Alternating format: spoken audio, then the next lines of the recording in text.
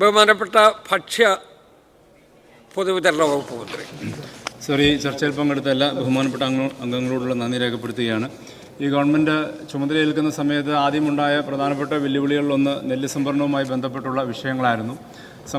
സംഭരണം താമസിക്കുന്നതും സംഭരിച്ച നെല്ലിൻ്റെ വില നൽകാനുണ്ടായ കാലതാമസം ബഹുമാനപ്പെട്ട മുഖ്യമന്ത്രി തന്നെ വിളിച്ചു ചേർത്ത മീറ്റിങ്ങുകൾ, വിവിധ യോഗങ്ങളിൽ, ഞാനും കൃഷിമന്ത്രിയും ബഹുമാനപ്പെട്ട മുഖ്യമന്ത്രിയുടെ സാന്നിധ്യത്തിലൊക്കെ അധ്യക്ഷയിലൊക്കെ വിളിച്ചു ചേർത്ത യോഗത്തിൽ അതുമായി ബന്ധപ്പെട്ട് ഒട്ടനവധി ക്രമീകരണങ്ങൾ നടത്തുവാൻ കഴിഞ്ഞു. അതിൽ ഏറ്റവും പ്രധാനപ്പെട്ട ഒന്ന്, നമുക്ക് നിലവിലുള്ള ബാങ്കുകളുടെ വായ്പാ പരിധി 1600 കോടി രൂപയായി വർദ്ധിപ്പിക്കാൻ സാധിച്ചതും, ഒപ്പം തന്നെ കരാർ കാലാവധി, വായ്പയുടെ കാലാവധി 1 വർഷത്തേക്ക് നീട്ടി നൽകുവാൻ ഉള്ള നടപടികൾ സ്വീകരിക്കാൻ കഴിഞ്ഞതും, ഒപ്പം തന്നെ പാലക്കാട് ജില്ലയിൽ പ്രൈമറി സംഘങ്ങളെ ഒഴിവാക്കി SBI, കാനറ ബാങ്ക് കൺസോർഷ്യങ്ങളെ അതിൻ്റെ നടപടികൾക്ക് അവരെ തന്നെ തിരിച്ചേൽപ്പിക്കാനും സപ്ലൈകോ സംഭരണത്തിലേക്ക് തിരിച്ചു വരുവാനുള്ള സാഹചര്യങ്ങൾ ഒരുക്കിയത് അത്തരത്തിലുള്ള വിഷയങ്ങൾ ഒരു പരിധിവരെ പരിഹരിച്ച് മുമ്പോട്ട് കൊണ്ടുപോകാൻ കഴിഞ്ഞിട്ടുണ്ട്. ഒപ്പം തന്നെ ഈ ഒരു സംവിധാനത്തിന് താൽക്കാലിക ക്രമീകരണങ്ങളാണ് നടത്തിയതെങ്കിൽ ഇനി മുന്നോട്ടുള്ള വരാൻ പോകുന്ന സീസണുകളിൽ കൃത്യമായ നെല്ല് സംഭരണം നടത്താനും ആ സംഭരിക്കുന്ന നെല്ലിൻ്റെ വില കൃത്യമായി കർഷകരുടെ അക്കൗണ്ടുകളിലേക്ക് എത്തിക്കുവാനുള്ള നടപടികൾ സ്വീകരിക്കുക എന്നത് ഞങ്ങൾ ലക്ഷ്യം വെക്കുന്ന ഒന്ന് തന്നെയാണ് സർ. അതിൻ്റെ അകത്ത് ഏറ്റവും പ്രധാനമായിട്ടുള്ളത് ഈ വരാൻ പോകുന്ന സീസണുകളിൽ കൊയ്ത്ത് ആരംഭിക്കുന്ന സമയത്ത് തന്നെ കർഷക രജിസ്ട്രേഷനുകൾ ആരംഭിക്കാനുള്ള സാഹചര്യം കൃഷിവകുപ്പുമായി കൂടിയാലോചിച്ച് നടപ്പിലാക്കാൻ ലക്ഷ്യം വെക്കുന്നുണ്ട്. ഒപ്പം തന്നെ സപ്ലൈകോയുടെ നെല്ല് സംഭരണത്തിന് ഒരു സ്ഥിര സംവിധാനം കൊണ്ടുവരാൻ, അതായത് ഈ തുക നൽകുന്നതിന് ഒരു സ്ഥിര സംവിധാനം കൊണ്ടുവരാനും, ഒപ്പം തന്നെ സപ്ലൈകോ കേന്ദ്രീകൃതമായി മില്ലുകൾ ആരംഭിക്കാൻ ഒരു നടപടി സ്വീകരിക്കാനുള്ള സാഹചര്യം സർക്കാർ തലത്തിൽ പരിശോധിക്കുന്നുണ്ട്. സാർ, ഒപ്പം തന്നെ ഇനി ഈ മേഖലയിലുള്ള കൂടുതൽ സുതാര്യവൽക്കരണം അനിവാര്യമായ ഒന്നാണ്. അതിൻ്റെ ഭാഗമായിട്ട് എൻ്റർപ്രൈസ് റിസോഴ്സ് പ്ലാനിംഗ് നടപ്പിലാക്കുവാൻ ലക്ഷ്യം വെക്കുന്നുണ്ട്. അത് വിവിധ പ്രദേശങ്ങളിൽ വ്യാപിച്ചു കിടക്കുന്ന സംഭരണ പ്രവർത്തനങ്ങളെ കേന്ദ്രീകൃതമായി കൊണ്ടുവരാനുള്ള നടപടി അതിൻ്റെ ഭാഗമായി കൊണ്ടുവരാൻ കഴിയുമെന്ന് ഞങ്ങൾ പ്രതീക്ഷിക്കുകയാണ്.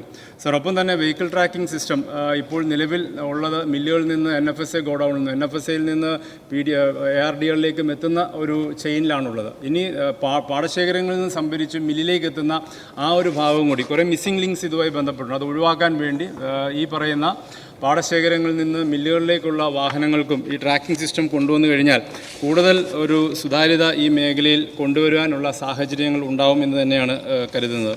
സർ, ഒപ്പം തന്നെ ഇപ്പോൾ നിലവിൽ EPOS മെഷീനുകൾ വഴി റേഷൻ വിതരണം ബയോമെട്രിക് സിസ്റ്റത്തിൽ EPOS മെഷീനിലൂടെയാണ് നൽകി വരുന്നത്. സാർ, ഇനി അതുമായി ബന്ധപ്പെട്ട്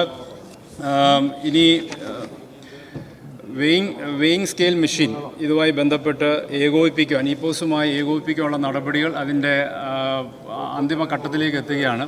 അതുവഴി കൃത്യമായ അളവിലും തൂക്കത്തിലും ഭക്ഷ്യധാന്യങ്ങൾ ഉപഭോക്താവിൻ്റെ കയ്യിൽ എത്തിക്കുവാനുള്ള സാഹചര്യങ്ങൾ നമുക്ക് ഒരുക്കിയെടുക്കാൻ സർ കഴിയും. സാർ, ഇതിൻ്റെ അകത്ത് ഈ ഗവൺമെൻറ് ലക്ഷ്യം വെക്കുന്ന പ്രധാനപ്പെട്ട ഒന്ന്, അർഹതപ്പെട്ട എല്ലാവർക്കും മുൻഗണനാ കാർഡുകൾ നൽകുക എന്നുള്ളതാണ്. അതിനുവേണ്ടിയുള്ള നടപടികൾ സ്വീകരിക്കുകയാണ്. മുൻഗണനാ കാർഡുകൾ നൽകുന്നതുമായി ബന്ധപ്പെട്ടുള്ള മാനദണ്ഡങ്ങളിൽ മാറ്റം വരണമെന്നുള്ള ആവശ്യം മുന്നോട്ട് വന്നിട്ടുണ്ട്. അത് വിവിധ വകുപ്പുകളുമായി കൂടിയാലോചിച്ച് ആ വിഷയം പരിശോധിച്ച് നടപ്പിലാക്കാനാണ് ലക്ഷ്യം വെച്ചിരിക്കുന്നത്.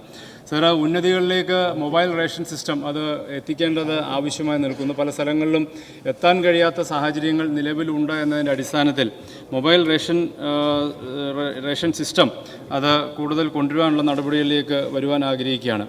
സാർ, ഇപ്പോൾ കേന്ദ്ര ഗവൺമെൻറ് NFSAയിൽ മാറ്റം വരുത്തിക്കൊണ്ട് AY കാർഡുകൾക്കുള്ള ഭക്ഷ്യധാന്യം പെർ ഹെഡ് ആക്കാനുള്ള നീക്കം നടത്തുന്നതായി അതിനുള്ള നടപടികളിലേക്ക് അവർ കടന്നതായി അറിയാൻ സാധിച്ചിട്ടുണ്ട്. സംസ്ഥാന ഗവൺമെൻറ് എല്ലാ സന്ദർഭങ്ങളിലും NFSA നടപ്പിലാക്കുന്ന 2013-ലും അന്നത്തെ UDF ഗവൺമെൻറ്റും ഈ വിഷയം അന്ന് ടേക്കപ്പ് ചെയ്ത് AY വിഭാഗത്തെ എന്നൊരു പ്രത്യേക വിഭാഗമായി അവർക്കൊരു പരിഗണന നൽകണം എന്ന ആവശ്യം അന്നു മുതൽ ഞങ്ങൾ ഉന്നയിക്കുന്നതാണ്. എല്ലാ കഴിഞ്ഞ ഗവൺമെൻറ്റുമൊക്കെ ആ ഒരു സമീപനം തന്നെയാണ് സ്വീകരിച്ചത്. AYക്ക് നിലവിൽ നൽകുന്ന ആ ഒരു ഭക്ഷ്യധാന്യ വിഭാഗത്തിൽ കുറവ് വരുത്തരുത് എന്ന ആവശ്യം കേന്ദ്ര സർക്കാരിൻ്റെ മുമ്പാകെ ഗവൺമെൻറ് വെച്ചിട്ടുണ്ട്. സാർ, ഇവിടെ ഒപ്പം തന്നെ ഇന്ന് ഏറ്റവും പ്രധാനപ്പെട്ട ഒന്നാണ് സപ്ലൈകോയുടെ പ്രവർത്തനങ്ങളെ കൂടുതൽ കേന്ദ്രീകൃതമായി മാറ്റിയെടുക്കുക എന്നുള്ളത്. 1600-ൽ പരം ഔട്ട്ലെറ്റ്സുകളുള്ള സപ്ലൈകോയുടെ റീറ്റെയിൽ ചെയിൻ അത് ഏറ്റവും ശക്തമായ ഒരു ചെയിനാണ്. പക്ഷേ അതിൻ്റെ പൊട്ടൻഷ്യൽ അതിൻ്റെ പൂർണ്ണതയിൽ ഉപയോഗിക്കാൻ കഴിഞ്ഞിട്ടില്ല എന്നത് വസ്തുതയാണ്. സാർ, ഇതിൻ്റെ അകത്ത് നിലവിലുള്ള ഇവിടെ ബഹുമാനപ്പെട്ട മുഖ്യമന്ത്രി തന്നെ സൂചിപ്പിച്ച പോലെ സ്വയം പര്യാപ്തമാക്കി സപ്ലൈകോയെ മാറ്റിയെടുക്കാൻ കഴിയുന്നതിന് ഈ ഒരു ശൃംഖലയെ ഏറ്റവും ഫലപ്രദമായി വിനിയോഗിക്കുക എന്നുള്ളതാണ്. സാർ, ഇവിടെ സബ്സിഡി സാധനങ്ങളുടെ വിൽപ്പനയോടൊപ്പം തന്നെ നോൺ സബ്സിഡി സാധനങ്ങളുടെ വിൽപ്പനയൊപ്പം തന്നെ FMCG പ്രൊഡക്ട്സിൻ്റെ വിൽപ്പനയും വർദ്ധിപ്പിക്കാനുള്ള സാഹചര്യം ഉണ്ടാവണം. ഞങ്ങൾ ഗവൺമെൻറ് ആവശ്യപ്പെട്ടിരിക്കുന്ന കൃത്യമായൊരു മാർക്കറ്റിംഗ് സ്ട്രാറ്റജി അത് ഒരു പദ്ധതിയായി ഗവൺമെൻറ്റിലേക്ക് സമർപ്പിക്കാൻ സപ്ലൈകോയോട് ആവശ്യപ്പെട്ടിട്ടുണ്ട്. അത് സ്വാഭാവികമായിട്ട് ഇത്രയും വലിയൊരു ചെയിൻ ഉള്ളപ്പോൾ അതിൽ നിന്ന് വരുമാനം വർദ്ധിപ്പിച്ചെടുക്കുവാൻ കഴിയും. അതിനുവേണ്ടിയുള്ള പദ്ധതികൾ കൃത്യമായ നിലയിൽ നടപ്പിലാക്കിയാൽ. കാരണം ഇതിനകത്ത് പലപ്പോഴും മാവേലി സ്റ്റോറുകളിലൊക്കെ പ്രാദേശികമായി ചെന്ന് കഴിയുമ്പോൾ പല സാധനങ്ങളും വിൽപ്പനയില്ലാതെ കെട്ടിക്കിടക്കുന്നത് ശ്രദ്ധയിൽപ്പെട്ടിട്ടുണ്ട്. അത് ഡിപ്പോ തലത്തിലൊക്കെ ഉണ്ടാകുന്ന പർച്ചേസുകൾ ഉണ്ടായിരിക്കുന്ന അപാകതകളാണ്. അത്തരത്തിലുള്ള അപാകതകൾ പരിഹരിച്ചുകൊണ്ട് വിൽപ്പനയുള്ള സാധനങ്ങൾ സ്റ്റോറുകളിൽ എത്തിക്കാനും ആ വിൽപ്പനയിലൂടെ ഒരു ലാഭം സപ്ലൈകോയിലേക്ക് ലഭ്യമാക്കാനുള്ള നടപടികൾ സ്വീകരിക്കാൻ കഴിയുമോ എന്നത് പരിശോധിക്കുന്ന ഒന്ന് തന്നെയാണ് സർ. ഒപ്പം തന്നെ പുതിയ ഒരു ഫേസ് ലിഫ്റ്റിൻ്റെ ഭാഗമായി സപ്ലൈകോയ്ക്ക് 24 മണിക്കൂർ പ്രവർത്തിക്കുന്ന മാവേലി കൺവീനിയൻസ് സ്റ്റോറുകൾ ലഭ്യമാക്കാനുള്ള നടപടികൾ സ്വീകരിക്കാൻ ലക്ഷ്യം വെക്കുന്നുണ്ട്. അതിനൊപ്പം തന്നെ ഷോപ്പുകളുടെ നവീകരണവും ശബരി പ്രൊഡക്ട്സിൻ്റെ വിപുലീകരണവും ഇതിൻ്റെ ഭാഗമായി ഗവൺമെൻറ് മുമ്പോട്ട് വെക്കാൻ ഉദ്ദേശിക്കുന്ന ഒന്നാണ് സർ. ഒപ്പം തന്നെ ഏറ്റവും പ്രധാനപ്പെട്ട ഒന്നാണ് ഇതിൻ്റെ ഗുണനിലവാര പരിശോധന. അതിനകത്ത് കൊടുക്കുന്ന ഉൽപ്പന്നങ്ങൾ അവിടെ ലഭ്യമാവുന്ന സബ്സിഡി ഉൾപ്പെടെയുള്ള എല്ലാ ഉൽപ്പന്നങ്ങളുടെയും ഗുണനിലവാരം ഉറപ്പുവരുത്തുവാനായിട്ടുള്ള നടപടികൾ ഗവൺമെൻറ് സപ്ലൈകോ തലത്തിൽ കൂടുതൽ കർശനമാക്കണമെന്ന നിർദ്ദേശം നൽകിയിട്ടുണ്ട്. ഒപ്പം തന്നെ കൂടുതൽ ഇപ്പോൾ മെഡിക്കൽ ഷോപ്പുകൾ, അതിൻ്റെ അകത്ത് പല മെഡിക്കൽ ഷോപ്പുകളും ഇപ്പോൾ അടച്ചുപൂട്ടപ്പെട്ടു പോയ സാഹചര്യമുണ്ട്. ഏതാനും മെഡിക്കൽ ഷോപ്പുകൾ അടച്ചുപൂട്ടപ്പെട്ടു പോയിട്ടുണ്ട്.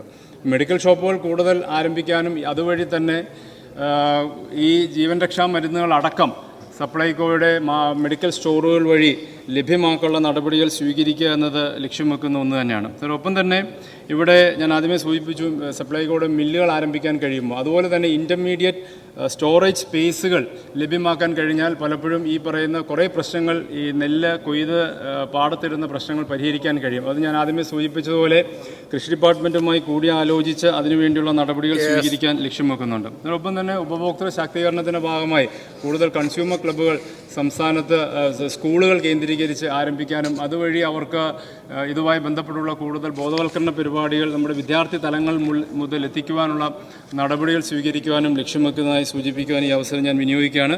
മറ്റ് പൊതുവായ കാര്യങ്ങൾ ഞാൻ അതിലേക്ക് ദീർഘമായ കാര്യങ്ങളിലേക്ക് കടക്കുന്നില്ല. ഈ ധനാഭ്യർത്ഥനകൾ അംഗീകരിച്ച് നൽകണമെന്ന് അഭ്യർത്ഥിക്കുകയാണ്.